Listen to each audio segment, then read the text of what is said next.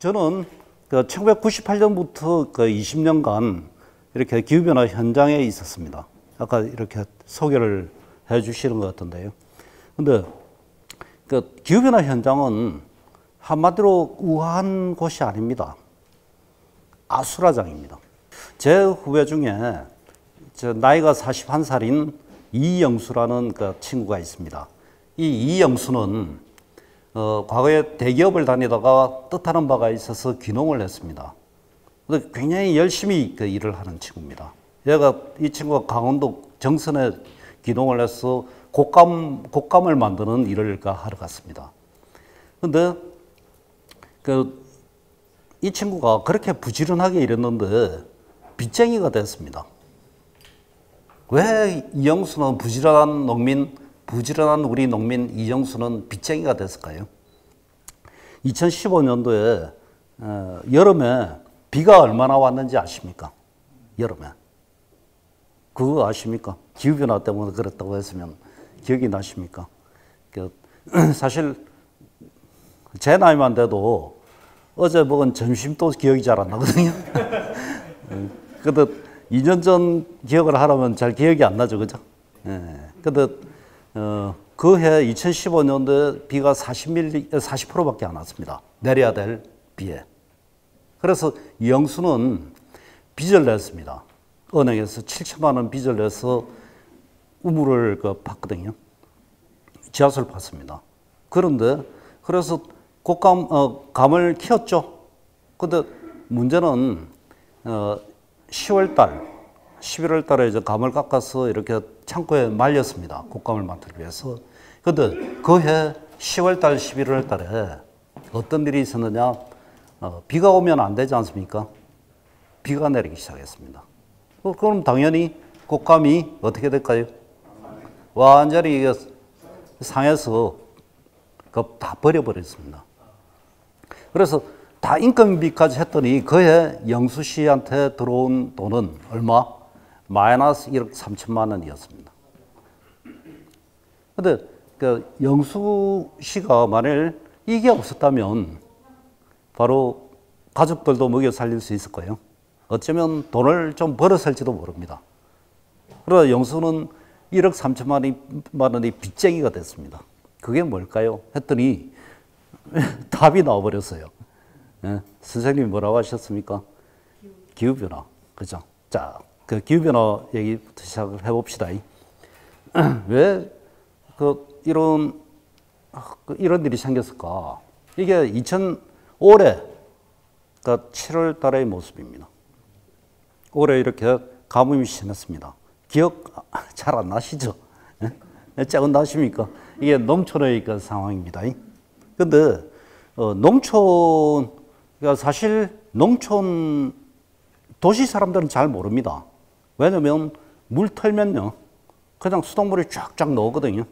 그러니까 한국이 이렇게 가뭄이 심했다는 것을 잘 모릅니다. 그런데 사실 가장 피해가 심한 사람들은 누구냐? 바로 댐 근처에 사는 사람들입니다. 그러니까 이렇게 농촌에 사는 사람들, 댐 근처에 사는 사람들이 가장 큰 피해자들입니다. 왜냐하면 과거에는 그 물을 자기가 썼거든요. 그 물.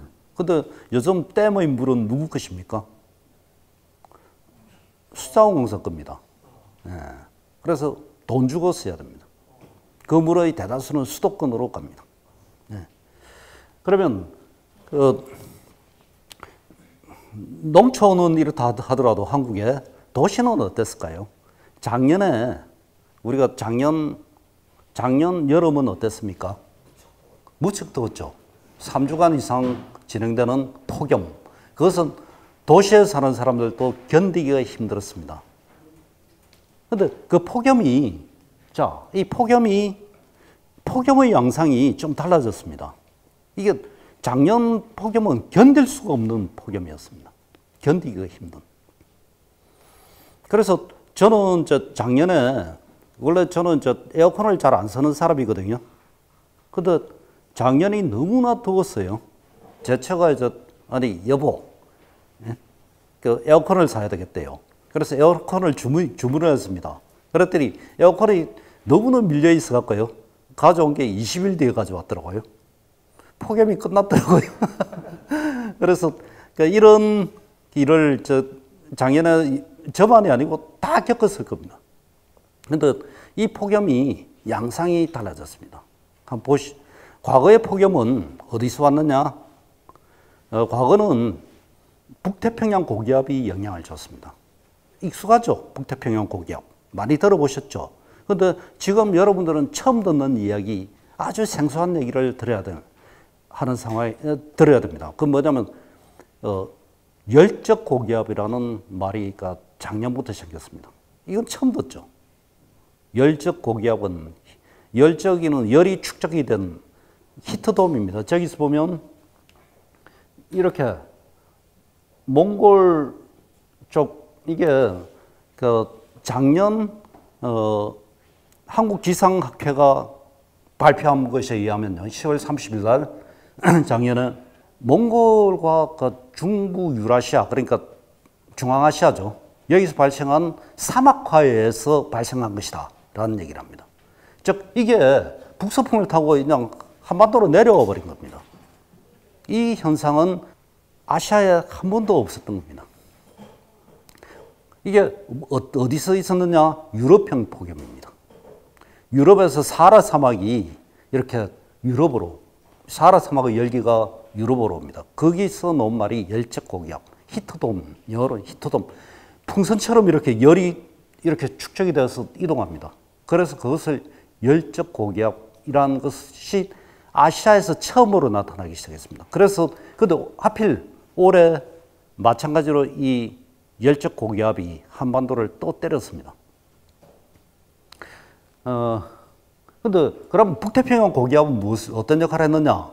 큰 이런 벽의 역할을 해줬습니다.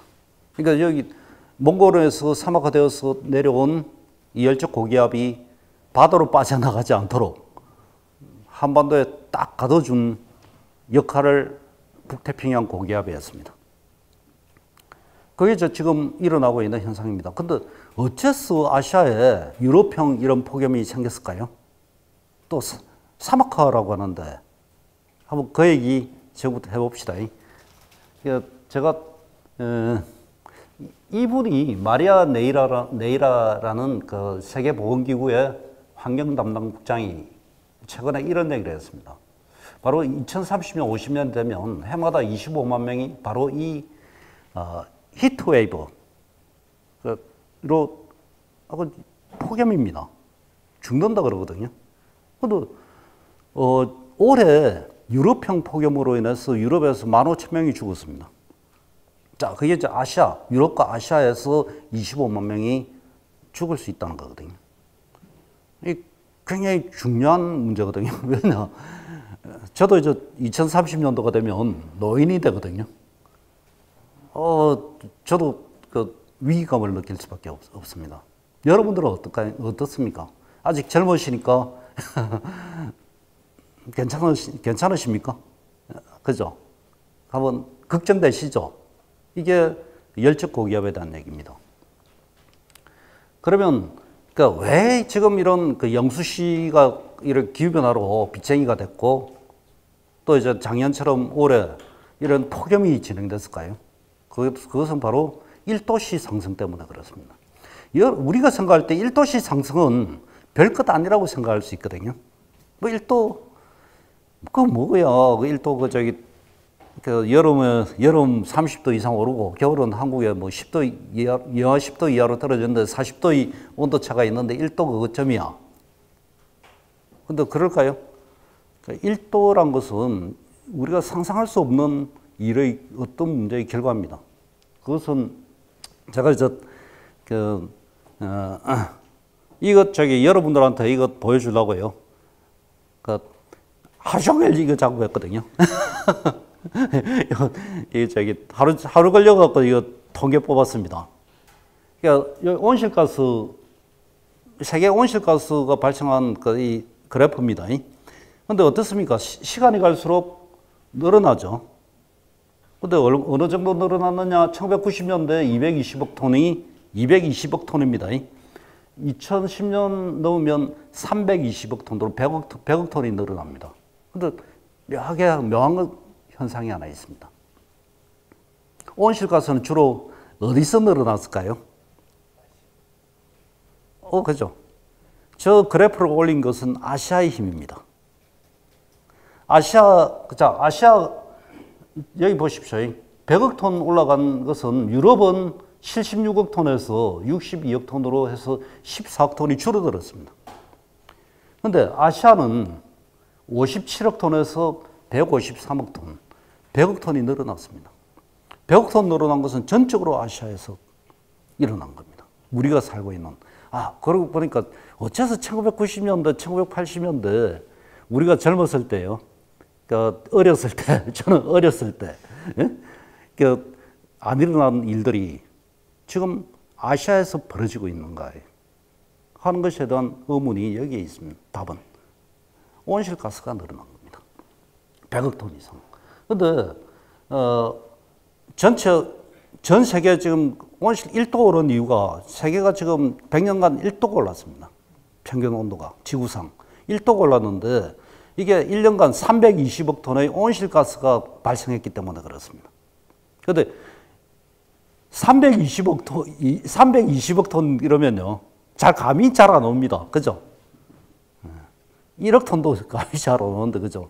1억, 내가 돈을 1억 가지고 있어도 1억도 잘 감이 안 와요. 근데 320억 톤은 이렇게 비유하면 됩니다. 제가 청계천 물을 하루에 청계천 물이 얼마나 흘러갈까라고 계산을 해봤거든요. 그거 아십니까? 알면 제가 당장 책 하나 드릴게요. 6만 5천 톤입니다. 그러면 320억 톤은 얼마냐? 청계천 물이 제가 계산해 봤더니 1348년 동안 흘러가야 되는 물입니다. 1348년을 지금부터 뺐더니 670년 정도입니다. 그럼 통일신라 시대가 시작된, 통일신라 시대가 668년도에 시작했거든요. 제가 이것 때문에 공부를 다시 한 거죠. 역사 공부를. 근데 통일신라가 시작된 이래로 청계천 물이 흘러간 양이 지금 공기 중에 매년 대기에 쌓여 있다라고 생각하시면 됩니다. 이게 바로 온실가스가 온실 효과, 비닐하우스 효과를 일으켜서 햇볕이거든요. 문제는 햇볕이 우주로 빠져나가야 되는데 이 비닐하우스 역할을 하는 이산화 온실가스가 빠져나가지 못하게 합니다. 이게 하루에 어느 정도 양이냐? 제가 이거 과장해서 하는 얘기가 아닙니다. 과학자들이 밝혔거든요. 하루입니다. 1년이 아닙니다. 하루에 일본에 떨어졌던, 히로시마에 떨어졌던 원자폭탄 4,000개가 폭파하는 효과가 있다고 합니다. 엄청나게 지금 빠르게 에너지가 지구에 쌓이고 있습니다. 그러면 한번 이 나라로 한번 여행해 봅시다. 자, 온실가스가 어디서 지금 발생하고 있다? 주로 2000년도 이후에는 아시아, 그죠? 아시아인데, 그러면 아시아에 여러분 이 나라 하면, 자, 아시아 저 다 보여줄 수는 없거든요. 한 나라 보여드릴게요. 미얀마입니다.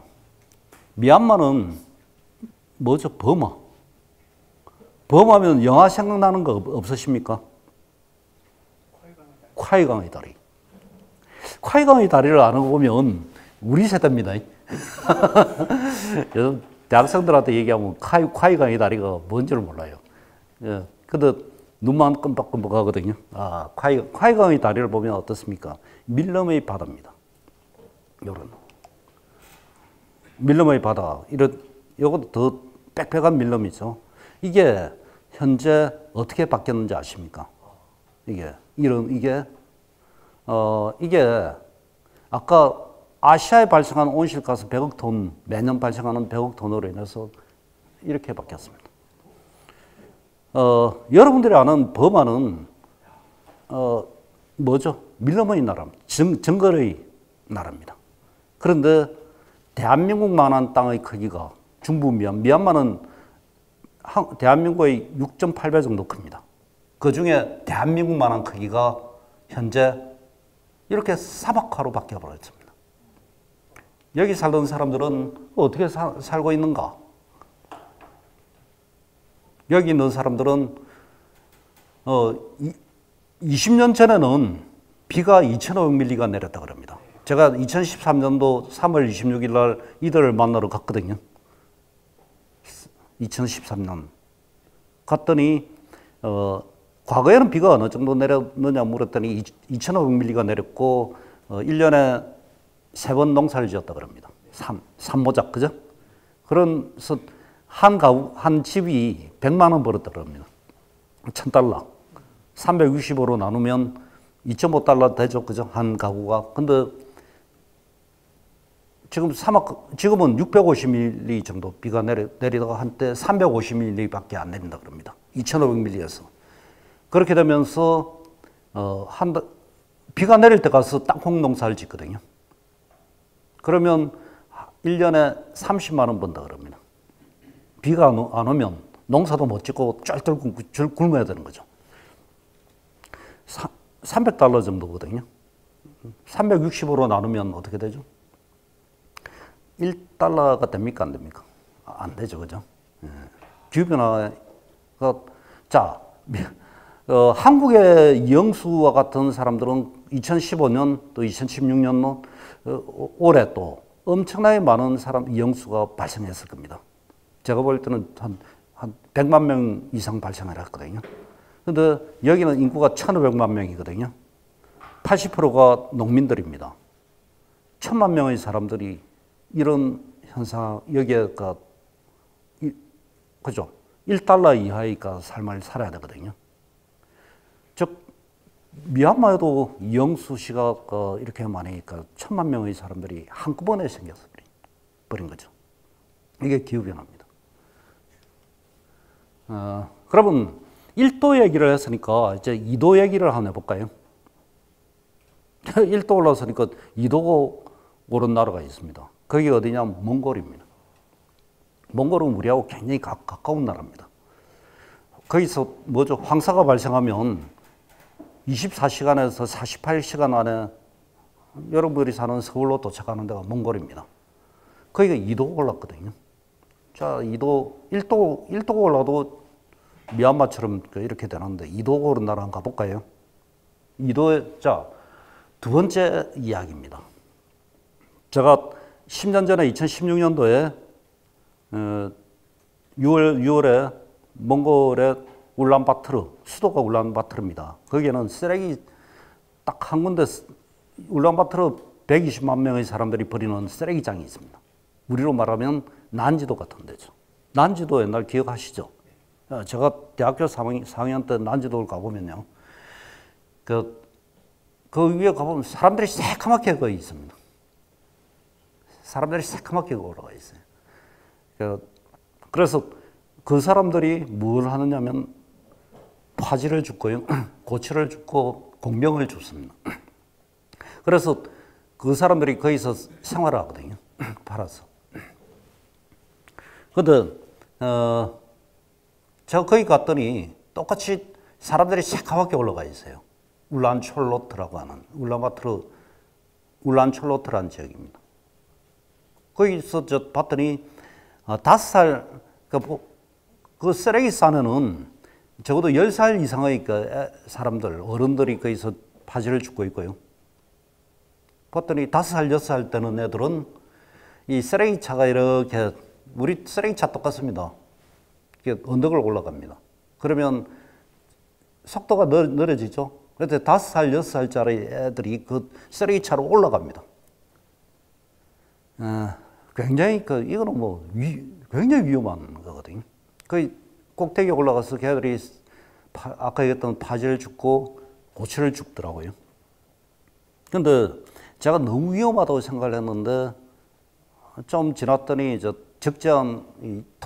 적재함을 붓습니다. 그랬더니 적재함을 부었더니 작은 쓰레기산이 만들어졌습니다. 언덕이 만들어졌죠. 그랬더니 거기서 한 여자애가 찢어지는 소리로 타미라 하며 부르더라고요. 그래서 한 100m 정도 떨어져 있었습니다.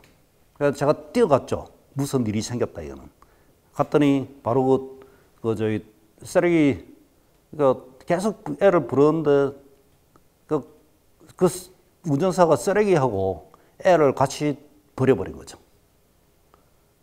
그래 갔더니 막 뛰어갔더니 도착을 했더니 한 5살, 6살짜리 남자애를 저거 누나가 이제 이렇게 굉장히 뭐라 하더라고요.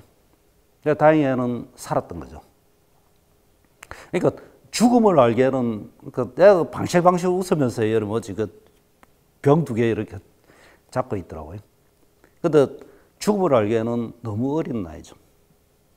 근데 지금 몽골의 울람초르트 그 쓰레기 지역에는 현재 일주일에 1-2명 정도의 애들이 그렇게 쓰레기와 함께 버려져 갔고요. 아니 제가 참 이런 얘기를 하기 그런데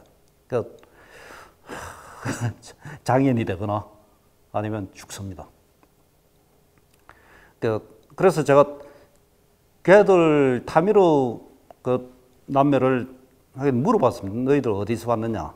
그랬더니 6개월 전에 애들은 남쪽에서 가축을 키웠던 부모와 함께 지냈습니다. 6개월 전에는 아침에 일어나면 우유와 젖을 그냥 이렇게 받아서 마셨거든요. 그 주식이니까. 그런데 갑자기 풀과 물이 사라진 거죠. 이도가 올라온 거 얘기해 드릴게요. 사라져버린 거죠. 사라졌죠. 그러니까 가축들이 다 죽고 자기 키우던 가축들이 1,300마리였는데 가축들이 다 죽어버렸습니다. 그리고 부모 따라서 개를 하나 지고 온 게 도시였습니다.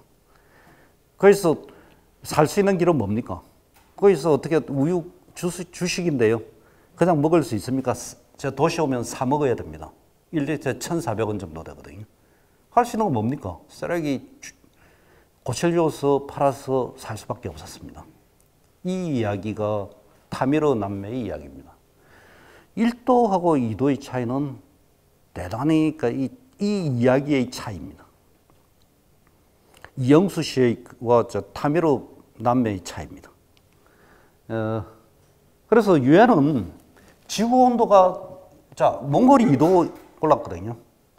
지구 온도가 2도 더 이상 오르면 안 돼라는 게 유엔은 현재 지구 온도 2도씩 오르면 안 된다고 지금 얘기하고 있거든요. 왜 2도? 우리는 2도가 오르면 안 됩니다. 2도가 오르면 어떤 일이 생기는데? 자, 2도가 오른 나라 한번 가볼까요? 몽골은 인구가 300만 명입니다. 나라 크기는 한반도의 7배 정도입니다. 대단히 큰 나라고요. 인구의 반은 아까 울란바토르에 살고 있습니다. 150만 명. 그러니까 21개의 도가 있는데 도의 크기가 어느 정도냐면 남한만 합니다. 여기 인구는 몇 명 사느냐? 47,000명 삽니다. 그러니까 한 서울시가 600평방킬로미터거든요. 그 서울시는 1,000만 살지 않습니까? 1,000만 명. 근데 거기는 300명 삽니다. 몽골은 서울시만한 땅에. 공장도 없거든요. 인구도 적거든요. 근데 온도가 2.14도가 올랐습니다. 2.24도가 올랐습니다. 전 세계에서 온도가 제일 많이 오른 나라는 몽골입니다. 아니, 인구도 적고 공장도 뭐 없고 그래도 어떻게 몽골이 이렇게 온도가 많이 올랐을까요? 그것은 몽골 자체가 원인이 아닙니다. 그거는 몽골 자체가 원인이 아니고요. 외적 원인입니다. 외적 원인, 외부. 몽골이 지금 사막화되고 있는 것이 외적 원인인데 중국, 한국, 우리도 책임이 있고요. 그리고 일본, 러시아, 여기 온실가스 영향입니다. 거의 직격탄을 때린 거거든요. 여기 몽골의 남쪽에 울란호수라고 하는 데입니다. 붉은 호수, 크기는 325평방킬로미터, 서울시 아까 600평방킬로미터라고 그랬죠. 서울시의 한 반보다 더 큰 데입니다. 저기를 갔거든요. 2007년 2월 달에. 갔는데 1시간 동안 차를 타고 가는데 울란호수를 찾으러 다녔습니다. 근데 하월렘 박사는 울란호수를 굉장히 잘 알아요. 낭고비 쪽에 있는. 근데 하월렘 박사가 1시간 동안 같이 헤맸는데도 호수를 찾을 수가 없었습니다. 그래서 GPS를 딱 꺼냈죠. 지도를 딱 꺼냈습니다. 차 뒤에 서서 야, 이 큰일 났다. 도대체 이 호수가 어디 갔어? 그래서 지도를 꺼내서 딱 봤거든요. GPS 봤습니다. 그랬더니 우리가 어디 있었는지, 어디에 있는지 제가 참 상상해봐, 예? 호수 한가운데 있었습니다. 책 읽으신 모양이네. 호수 한가운데 있었습니다. 그럴 때 우리가 어떤 느낌이 전 들었는지 아십니까? 제가 그 다음에 이 느낌을 표현을 해서 찾아보려고 단어를 찾아봤거든요. 열심히 찾아본 게 가까운 게 뭐냐면 모골이 송연하다는 겁니다. 모골이 그 호수가 깊이가 5m 정도거든요. 그 한가운데 있었던 거죠. 이게 이도시 효과입니다. 그 여기에 살던 사람들이 3,000명이 있었다 그럽니다. 근데 200명밖에 그 당시 안 살더라고요. 그러면 3,000명 중에 200명밖에 없으니 2,800명은 어디로 갔을까요? 아까처럼 도시로 그렇게 간 거죠. 그런 삶을 살고 있습니다. 그래서 이도가 오르니 호수가 1,166개가 사라졌습니다. 강은 887개가 사라졌습니다. 이도 오른 효과입니다. 이게 2000년대 몽골의 모습입니다. 항구정화되죠. 원래 이게 여러분들이 알고 있는 몽골의 로망, 몽골에 가면 초원의 나라고 말을 탈 수 있고 이 로망이 2000년대에 있었습니다. 이게 그러니까 몽골 울란바토르에서 200km 떨어져 있는 대초원지대, 서쪽으로 200km 떨어져 있는 바양노르라는 지역입니다. 몽골어로 바양은 많다, 노르, 호수가 많은 대초원지대가 2007년도, 7년 뒤에 어떻게 바뀌었을까요? 이렇게 바뀌었습니다. 완전히 모래땅으로 바뀌어버렸습니다. 여기에 이 지구멍입니다. 여기서 우리가 사막화 방지 활동을 푸나시아가 한다거든요. 좀 이따 여기 어떤 일이 생겼는지 기적이 일어납니다. 여기서. 이 아저씨는 누구냐? 2002년도에 양념소 1200마리를 키웠던 목부입니다. 유목민입니다. 근데 이분이 2002년도에 갑자기 겨울에 눈이 30cm가 팍 내렸습니다. 우리 설날 정도에. 그리고 영하 50도의 기온이 20일 진행됐습니다. 영하 50도. 그런데 빙판처럼 얼어버린 거죠. 그 가축 1200마리가 원래 겨울에도 이렇게 땅 파서 먹거든요. 마른 풀 먹습니다. 근데 그 땅을 파는 완전히 얼어버린 얼음을 파다가 가축들이 다 굶어 죽어버린 거죠. 그 해 1000만 마리가 굶어 죽었습니다. 그래서 이 사람이 모든 재산을 다 잃고 환경난민이 됐거든요. 이게 환경난민입니다. 자기 재산을 다 잃어버린 거죠. 기후변화로. 1000만 마리가 그 해 죽었거든요. 그래서 2만 가구가 환경난민이 됐습니다. 10만 명이 환경난민이 돼버린 거거든요. 이게 이도시 효과입니다. 몽골이 이렇게 사막화된 결과 하나 더 얘기할게요. 이도시 오른 것도 있지만 또 있습니다. 그것은 선진국의 쇼핑하고 관련되어 있는 쇼핑. 우리가 하는 쇼핑? 어떤 쇼핑? 염소틀에서 나오는 게 뭐죠? 캐시미어의 선호거든요. 그러니까 우리가 땅콩회항 익숙한 사진입니다. 장면입니다. 땅콩회항 하면 갑질 논란, 갑질 문제죠. 그죠? 근데 땅콩회항을 우리가 생각하면서 제가 일단 땅콩회항으로 하나의 결과가 하나 만들어지더라고요.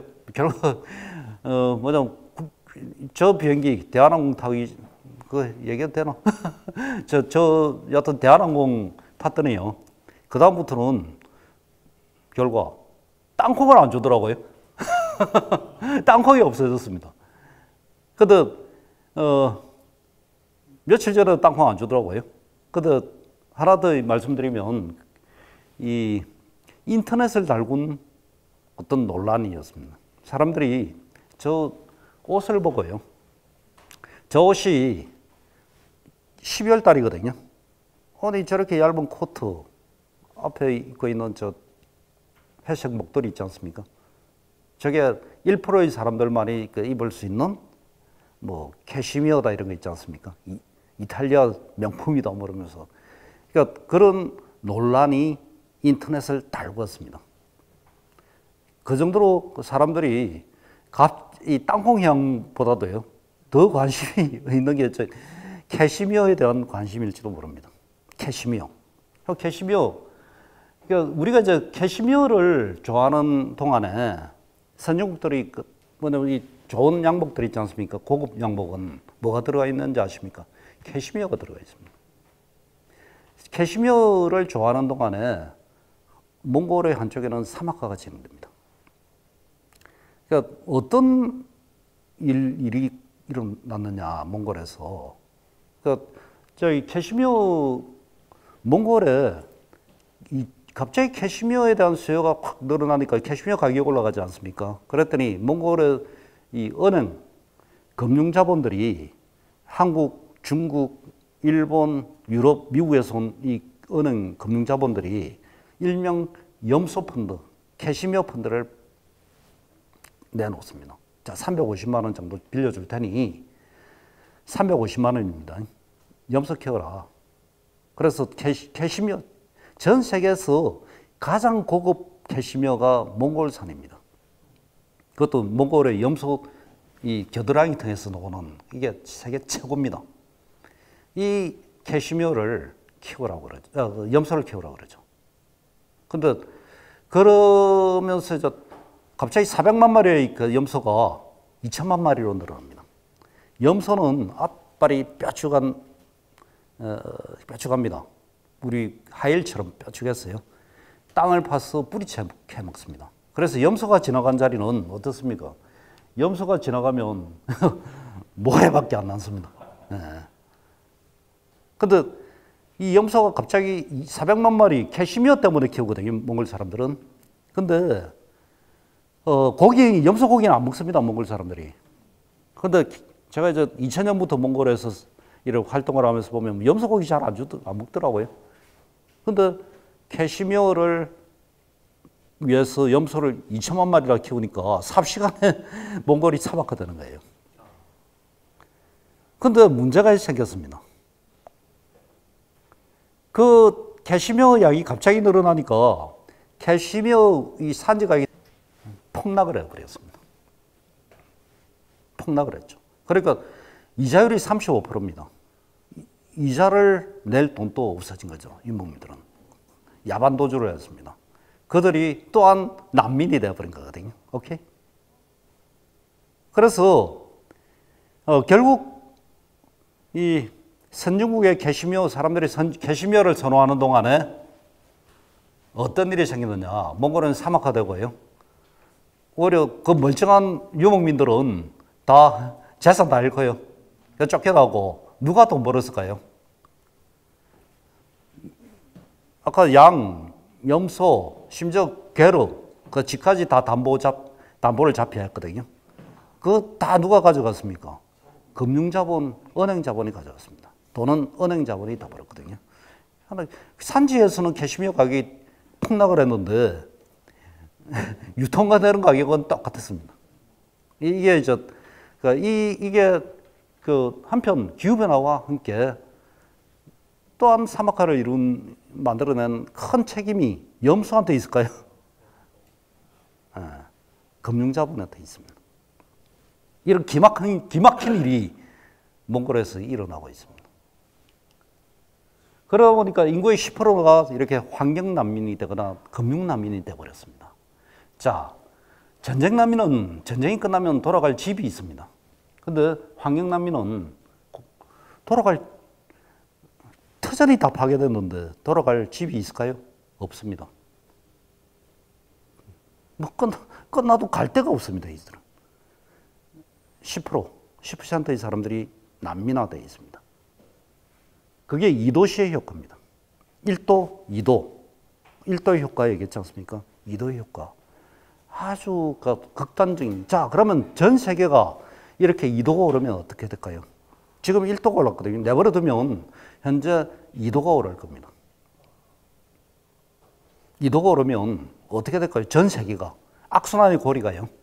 반복이 되면서 몽골보다도 훨씬 더 심각한 문제 결과가 나올 겁니다. 몽골이 사막화 확장되니까 폭염이 한국으로 온다 그랬지 않습니까? 근데 제가 만난 홍양년 씨, 당진군에 삽니다. 작년에 제가 만났거든요. 이분은 어디서 만났냐? 병원에서 만났습니다. 이분의 삶에 영향을 줍니다. 어떻게 영향을 줄까요? 홍양영 씨는 자기 조상대대로 한 번도 폐암에 걸린 적이 없다 그럽니다. 근데 이분이 작년에 제가 서울에 와서 병원을 찾아갔더니 폐암에 걸렸습니다. 자기 마을 사람들이 18명이 폐암에 걸려 있다 그럽니다. 근데 하필 당진에 살아요. 당진은 어떤 데인지 아십니까? 자, 그러니까 세계에서 가장 큰 화력발전소가 어디에 있는지 아십니까? 네, 맞습니다. 당진입니다. 저는 중국에 있는 줄 알았거든요. 미국에 있는 줄 알았습니다. 당진에 세계 최고의 화력발전소가 있습니다. 뭐 이런 나라가 어디 있습니까? 이 6기가와트가 여기 있습니다. 바로 이 근처에 사는 분입니다. 근데 그러면 홍양운옹은 그러니까 이분이 이게 없었다면 그러니까 미세먼지죠. 그죠? 그 미세먼지가 없었다면 아마 지금 천수를 누리고 있을 겁니다. 근데 이분이 작년 폐암에 걸려서 의사의 진단은 뭐냐면 수술도 안 되니 집에 가서 맛있는 거 드시면서 기다리라는 거죠. 돌아가실 날을 기다리고 있습니다. 그러면 이게 어디서 영향을 줬을까요? 이게 없었다면 당진만이 아닙니다. 제가 홍양운옹 도대체 1년에 수도권에만 홍양운옹이 몇 명이나 되는지 아십니까? 그럼 그 얘기 한번 들어가 봅시다. 오해 하나 풀어봅시다. 오해. 여러분들이 알고 있는 황사나 미세먼지 발원지가 어딘지 여러분 어디로 알고 계십니까? 지금까지? 중국으로 알고 계시죠. 그죠? 근데 이거 기상청 자료를 보면 71%가 71%가 유입 황사에 있까지요 몽골입니다. 미세먼지도 발원지는 몽골입니다. 제가 작년에 중국에 한국 과학자가 중국 유엔에 어떤 토론을 하는데 중국 과학자한테 한국 사람이 얘기를 했습니다. 한국 과학자가. 중국 뭐 노력한다고 얘기하는데 황상 문제나 잘 해결해라고. 에? 한국어로 황사 문제나 잘 해결해라. 그랬거든요. 그랬더니 그 중국 과학자가 이렇게 쳐다보더니요. 되게 무식한 사람, 무시하듯이 얘기하더라고요. 황사는 몽골에서 와. 왜 중국에서 온다고 얘기하니? 중국은 지금 어느 정도냐면 중국은 매년 불어오는 모래먼지 폭풍일이거든요. 폭풍 발생 일수가 2.5일입니다, 평균. 근데 몽골은 48일입니다. 날이 계산이 다릅니다. 몽골은 1년에 48일 동안 모래먼지 폭풍이 불어옵니다. 이 모래먼지 폭풍이 바람이 황사와 미세먼지하고 관련되어 있습니다. 운반체 역할을 해주거든요. 이렇게 옵니다. 그러니까 이게 아까 제가 보여줬던 울란바토르 서쪽으로 200km 떨어져 있었던 바양노르라는 지역에서 발생하는 모래먼지 폭풍입니다. 이 폭풍을 기억해 주시기 바랍니다. 이게 1년에 48일 이상 발생합니다. 이게 어떻게 오느냐? 이게 집입니다. 300m 규모로 옵니다. 이거 어디서 본 장면이죠? 영화 인터스텔라 보신 적 있죠? 인터스텔라에 지구의 마지막 모습을 이 모래먼지 폭풍으로 보여주거든요. 흡사 이것은 마지막 날을 보는 것입니다. 자, 이게 황사 발생, 미세먼지 발생 메커니즘입니다. 몽골에서 모래먼지 폭풍이 뜹니다. 이게 어디로 가느냐? 무거워서 떨어지고요. 중국으로 갑니다. 중국에 대기오염 물질하고 섞이거든요. 그래서 한국으로 들어옵니다. 제가 이 비유하자면 몽골에서 미사일 운반체가 뜹니다.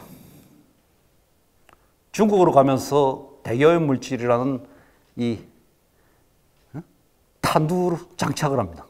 그래서 어디로 떨어지느냐? 한국에 떨어집니다. 이게 메커니즘입니다. 홍양훈 씨는요, 단지 화력발전소의 근처에 살기도 하지만 서해안에 치고 들어오는 이 미세먼지와 황사의 영향을 받게 된 거죠. 그러면 수도권에 1년에 몇 명의 사람들이 조기 사망하는가? 미세먼지로 15,000명입니다. 1년에. 전 잘 모르겠지만 한국의 OECD의 자살률이 1등이거든요. 근데 10,000명입니다. 1년에. 15,000명의 사람들이 그냥 조기 사망합니다.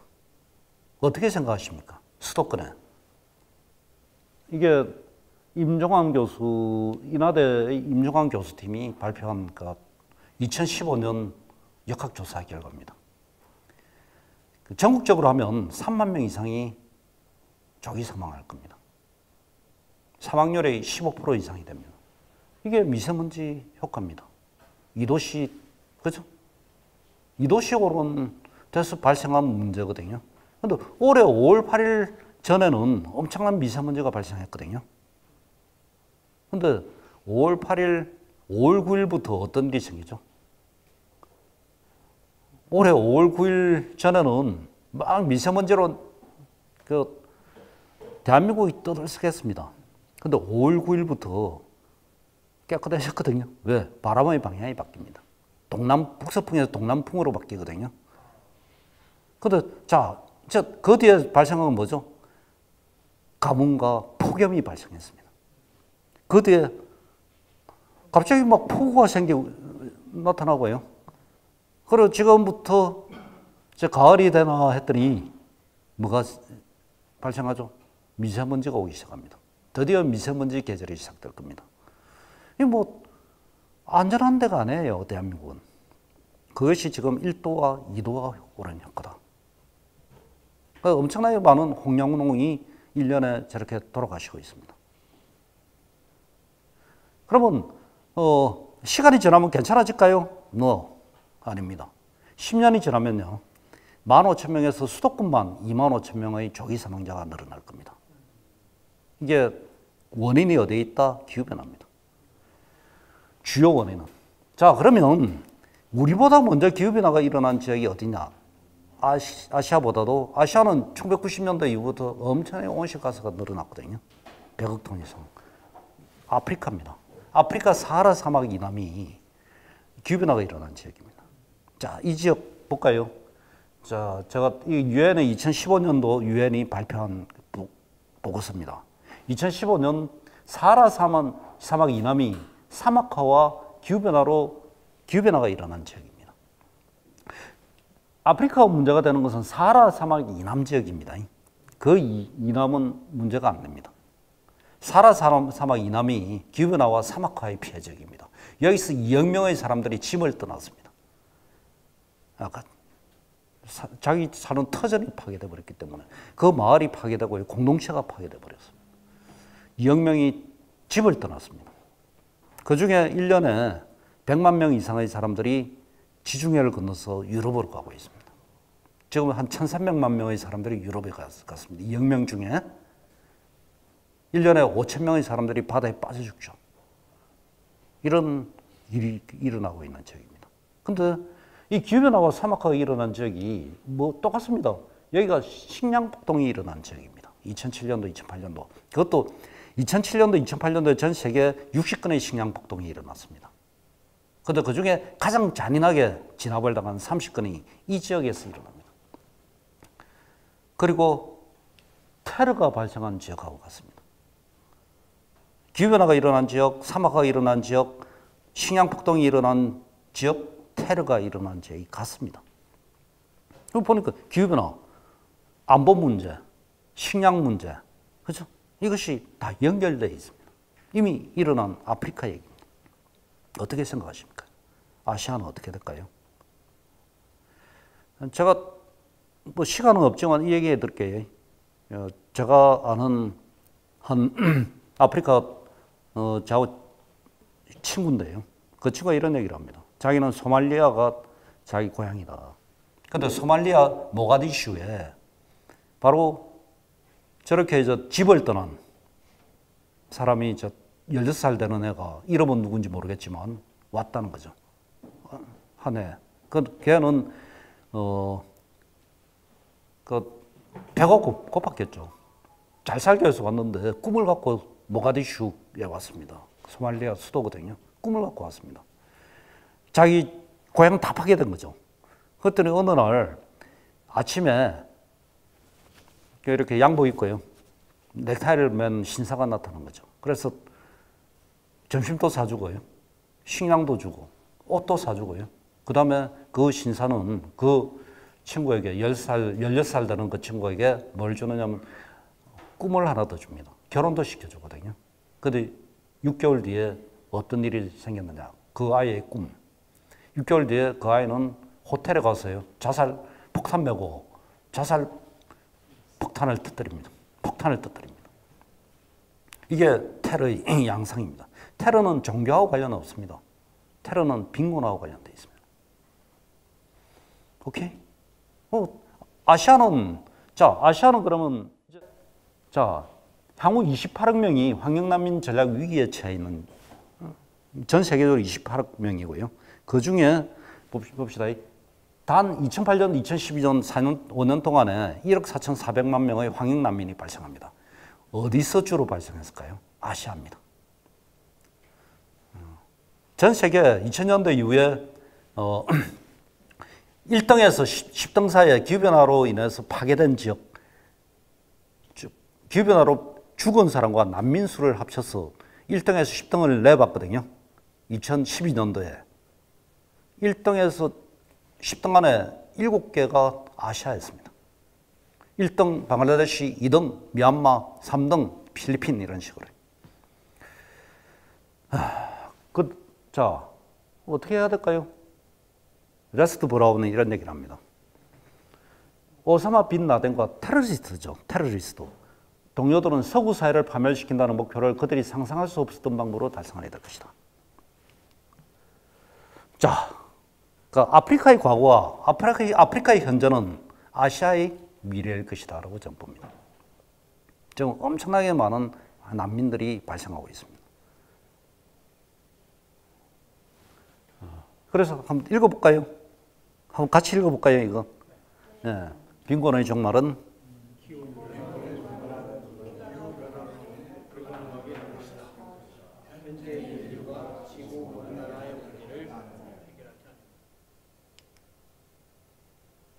이 21세기 말에 한번 읽어보시죠. 섭씨 4도가 오르고 20년 또는 30년 안에 섭씨 2도가 상승한다. 4도가 오르면 식량 생산의 70%가 감소해 인류는 굶어 죽을 것이다. 그죠? 근데 이거 환경운동가가 말한 것 같죠? 과격한. 아닙니다. 2014년 세계은행의 보고서에 나와 있는 겁니다. 기후변화가 일어나면 2도가 오를지, 지금 4도가 오를지 모르거든요. 그러면 지금부터 백신이 있는지 하면, 그죠? 저렇게 심각하다면 백신이라도 있어야 될 것 아닙니까? 그죠? 백신은 뭐죠? 한번 딱 맞으면, 그죠? 치료가 딱 되는 백신이 있으면 좋겠죠? 근데 지금 기후변화를 일으킨 책임은 누구한테 있을까요? 우리 여기 오신 분들이 기후변화를 일으킨 데 책임이 있다고 생각하십니까? 어느 정도 있죠? 얼마나 있는데요? 많다고 생각하십니까? 근데, 우리나라 온실가스를 발생시킨 45%는 거의 90%는요, 기업하고 관련되어 있습니다. 45%는 석탄화력발전소에서 나오고 있고요. 온실가스에. 그 철강회사 뭐 이런, 조선 뭐 이런 데서 에너지 과다 산업 이런 데서 발생합니다. 일반 2,200만 가구는요, 10%밖에 발생시키지 않습니다. 우리는 10% 정도 책임이 있습니다. 90%의 책임은 대자본에게 있습니다. 석탄화력 발전소에 갖고 여러분들이 돈 법니까? 여기 석탄화력 발전소 업계에 있습니까? 없죠. 네. 대다수 대자본이 돈을 벌고 있습니다. 그래서 기후변화를 일으키는데 절대적 책임은 대자본에게 있습니다. 자, 대자본이 백신을 만들고 있습니다. 대자본이 백신을 만든다니까요. 백신이 뭔지 아시죠? 백신 만드는데 1조 원의 돈이 들 수도 있습니다. 회수해야 되거든요. 상업적입니다. 대자본이 드디어 찾아냈습니다. 청정에너지를 찾아냈습니다. 청정에너지의 재발견을 했습니다. 청정에너지의 재발견은 대단히 중요한 건데요. 이것은 경제 패러다임을 바꾸고 있습니다. 현재. 패러다임. 석탄의 시대와 석유의 시대가 가고 있습니다. 대자본이 청정에너지의 재발견이거든요. 청정에너지 전기자동차 과거부터 있었습니다. 100년 전에도 전기자동차 있었거든요. 그런데 이것을 발견했습니다. 자, 그동안 지구를 망가뜨리면서 돈을 벌었던 대자본이 지구가 파괴된 곳에서 백신을 만들면서 돈을 벌 준비를 하고 있습니다.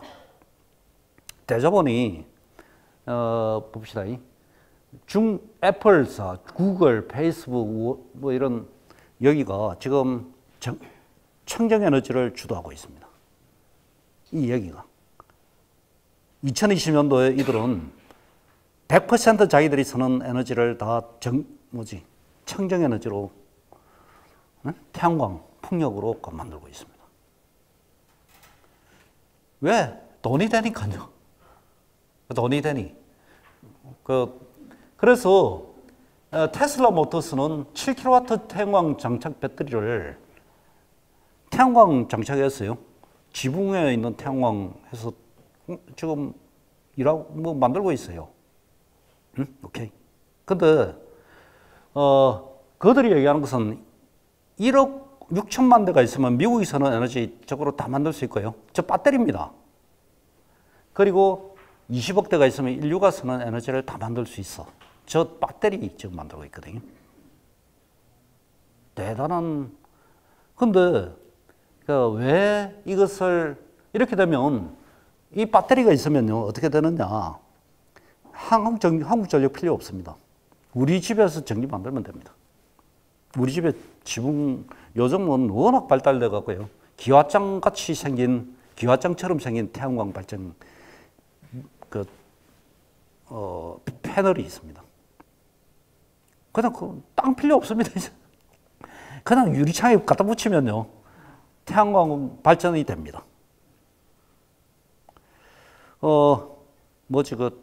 땅이 많이 필요하다 태양광 만들려면 이거 굉장히 무식한 얘기입니다. 그 얘기 지금 땅 필요 없습니다.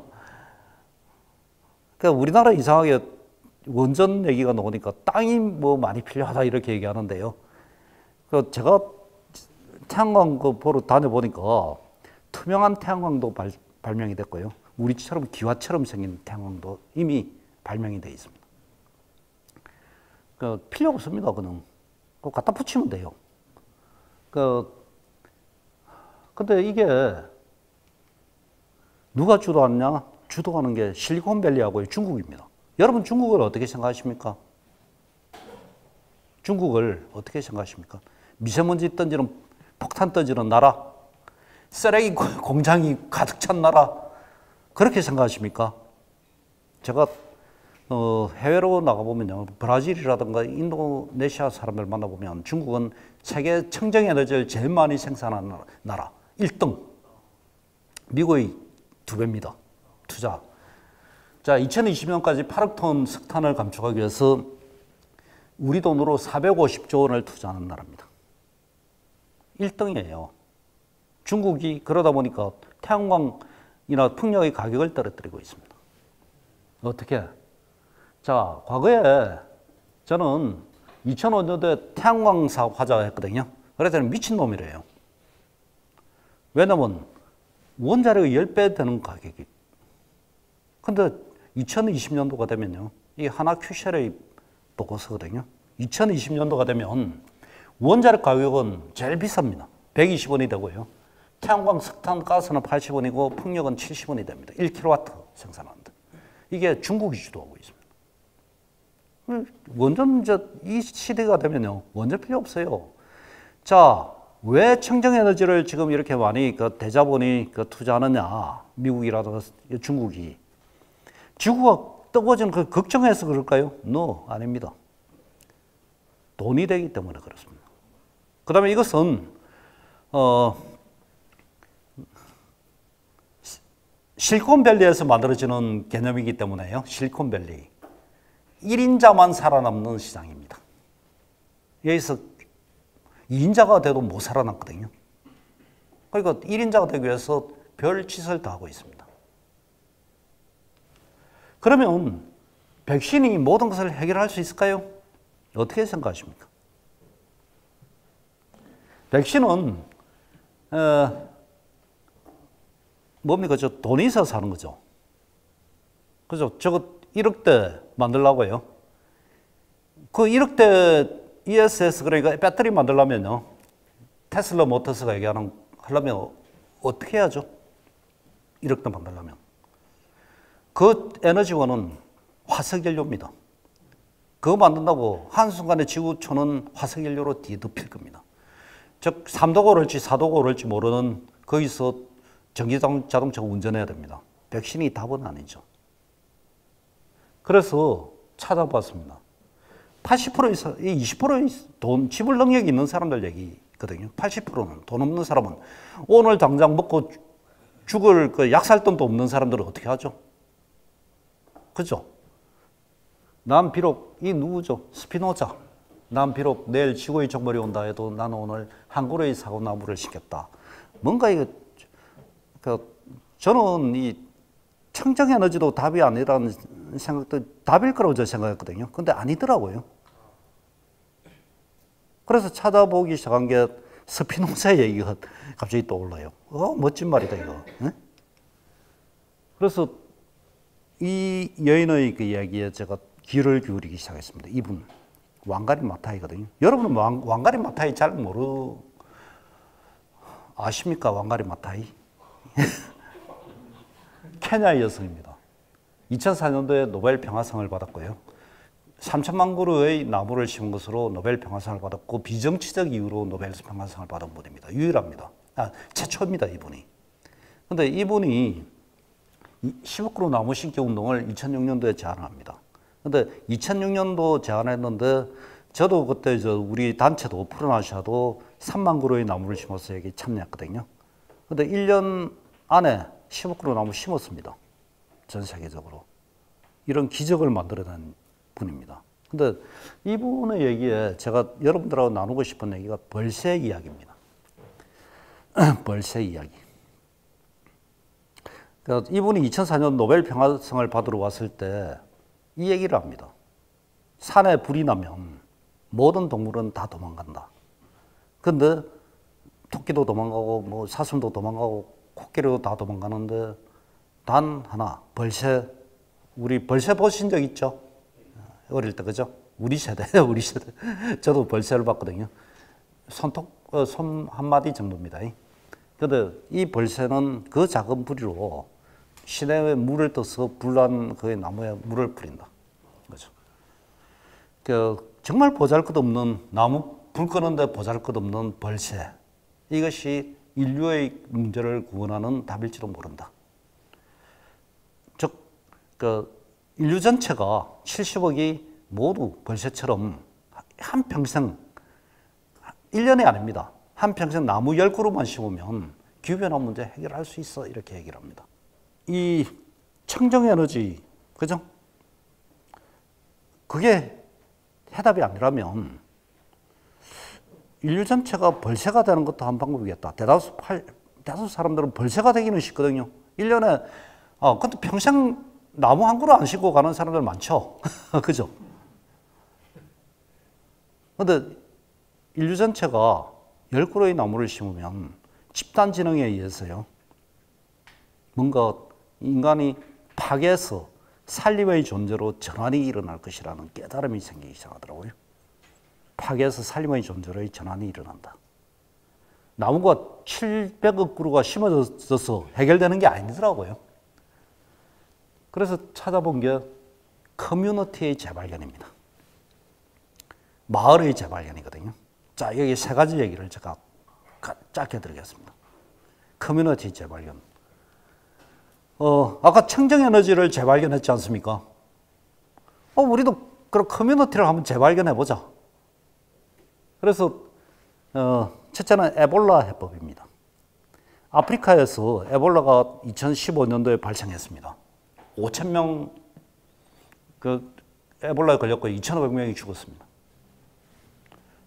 그때 난리 난 거 기억하십니까? 에볼라.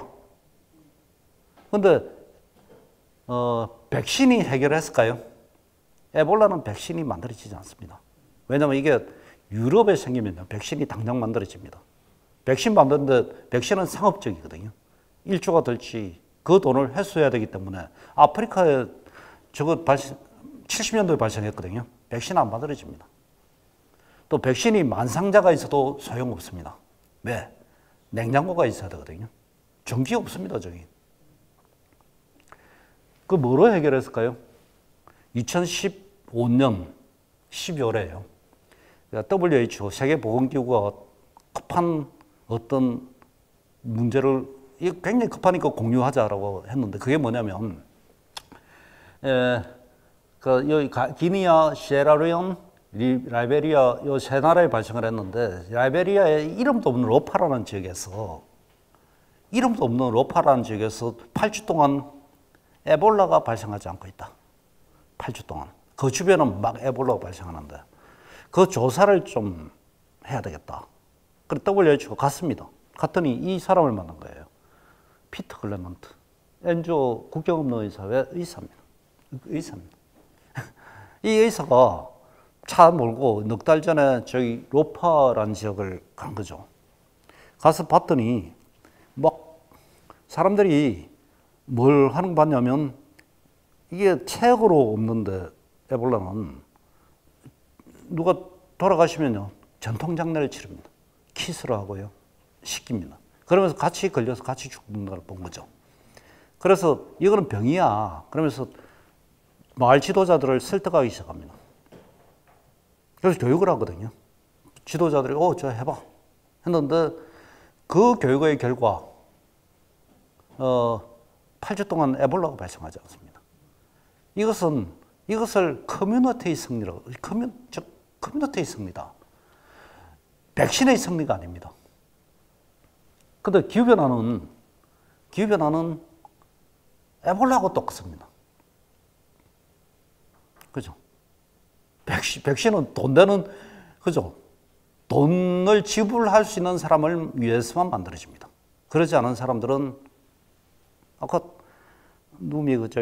미얀마 사람들, 몽골 황역난민들은 혜택을 받을 수가 없습니다. 어떻게?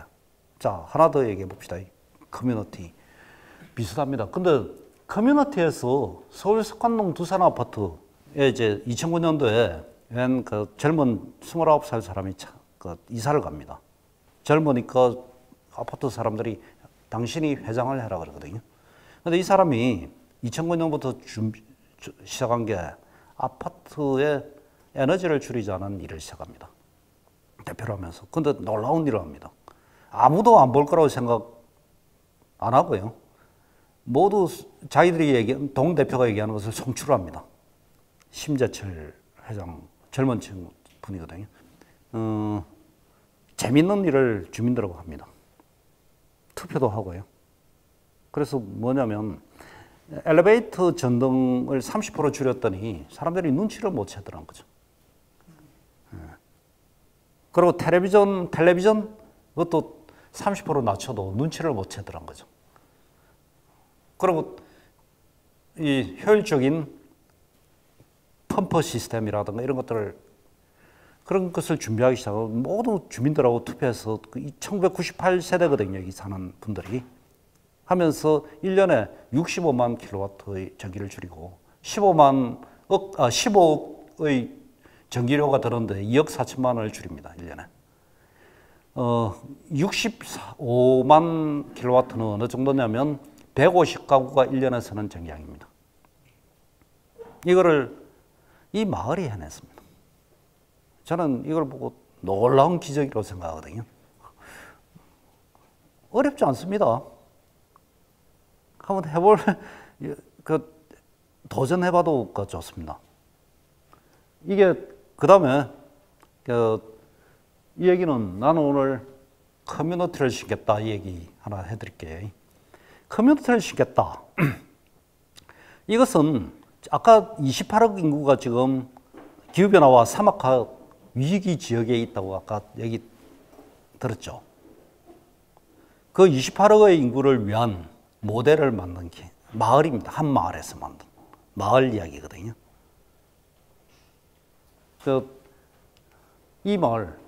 근데 기후변화는 인류가 1만 년 만에 처음으로 겪는 일입니다. 그 전에 이런 일이 있었다면 설레라도 있는데요. 설레가 없습니다. 나무 심고 풀 심는다?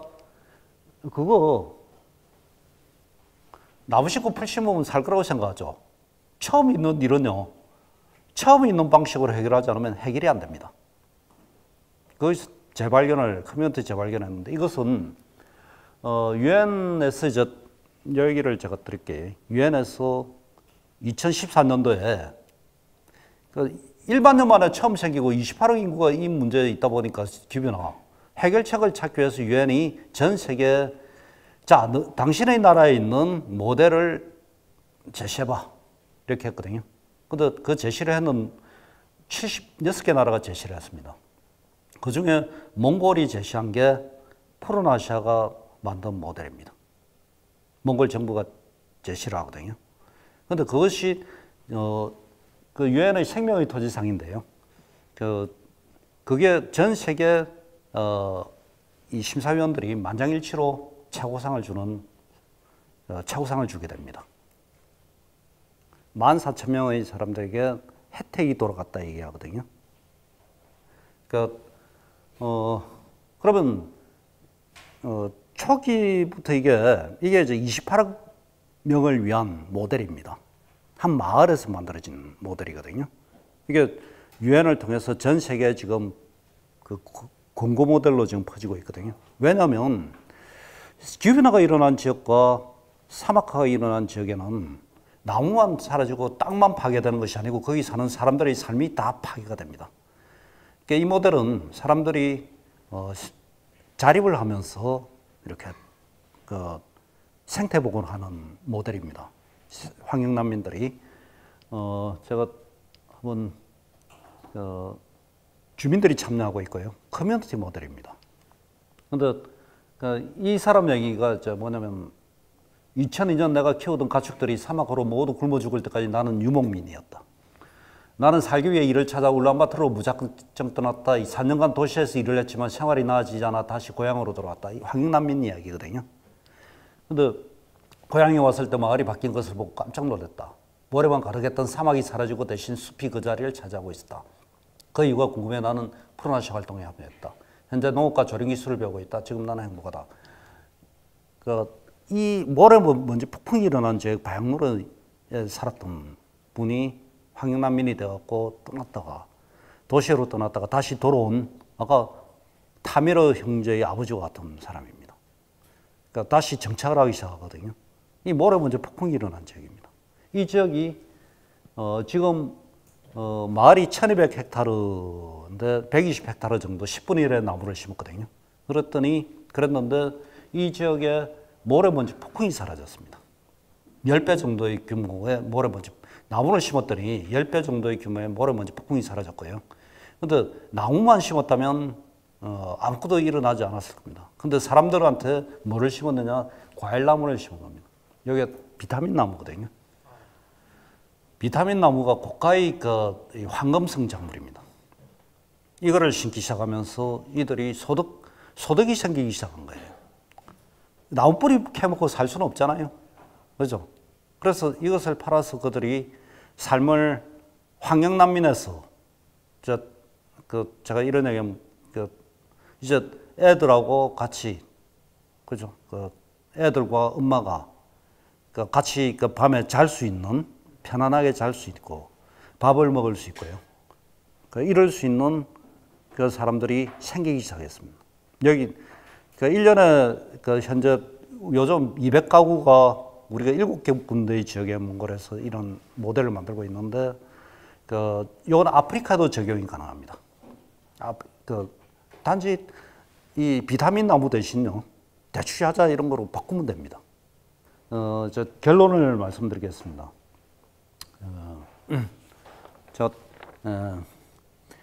최근 이제 푸른아시아 제 있는 단체가 푸른아시아고 저는 사무총장입니다. 그런데 사무실에 이제 근무하는 우리 젊은 활동가가 있습니다.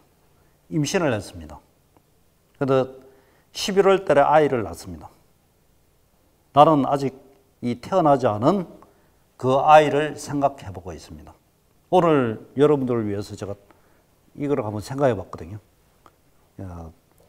기후위기를 만들지 않은 세대입니다. 태어나지 않았기 때문에. 그러나 그 피해를 온전히 또한 지고 가야 할 세대입니다. 책임이 없는데 온전히 기후변화 한가운데를 겪어야 되는 세대. 이들로부터 우리는 어떤 평가를 받길 원하는가? 이제 태어나는 세대를 위해서.